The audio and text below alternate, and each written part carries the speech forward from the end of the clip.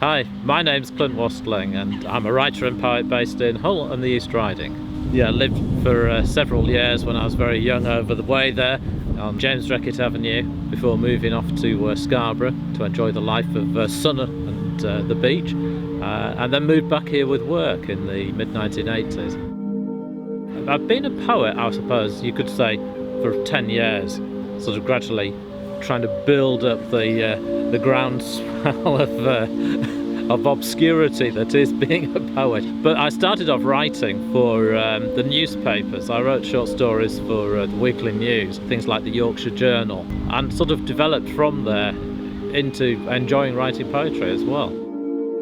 East Park's one of those places where something like 5 generations of the family have always enjoyed coming here, relaxing here. As I say, we lived nearby for a while. My grandfather was a professional photographer and he loved taking pictures of things like the ducks and flowers in East Park over the years. I've still got loads of those that he had exhibited at the Ferrens and things like that. So it seemed natural when I was writing to involve East Park in some of that, particularly in the collection layers where you've got several generations. I'm trying to link several generations and the environment of East Park and our own family history within one poem.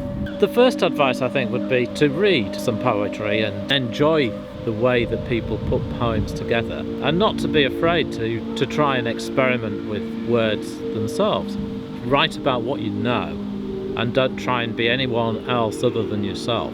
Even if it puts you in the wilderness for years on end, it's worth being genuine about your own feelings and your own background.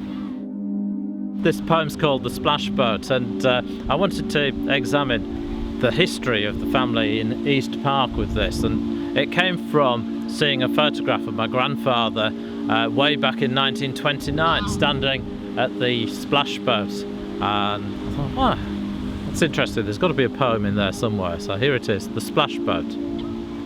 Not 1, not 2, not 3, not 4, but 5 generations awestruck by the gravity of this mechanism. To queue and climb the steps, we choose our seat and wait with trepidation between heartbeats.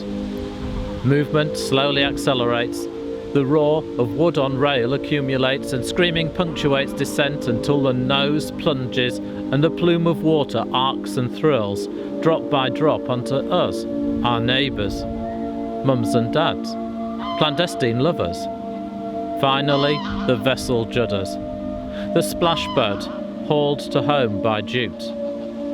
We disembark to watch the next crew ride the water chute.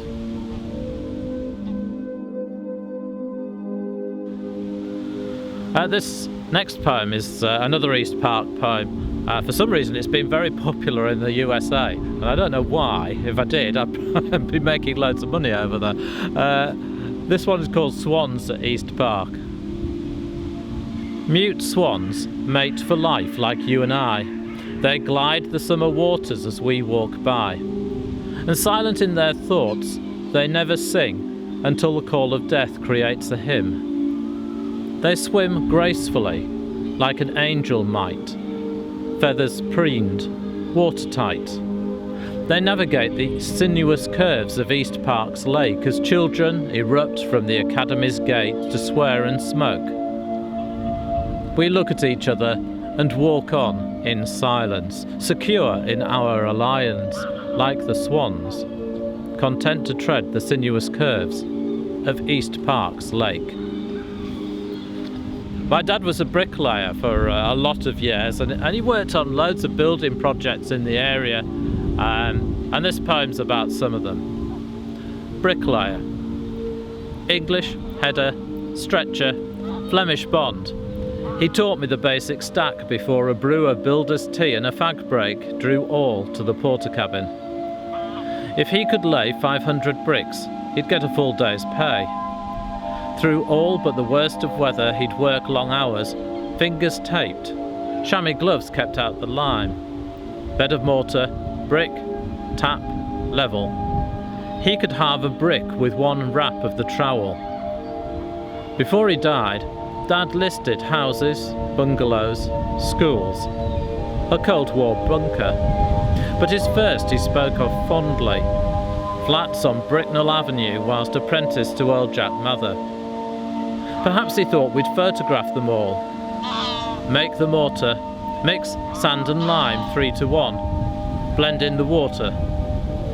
I see him now, his thin frame, a shock of auburn hair, and fingers which built brick on brick to house his every dream.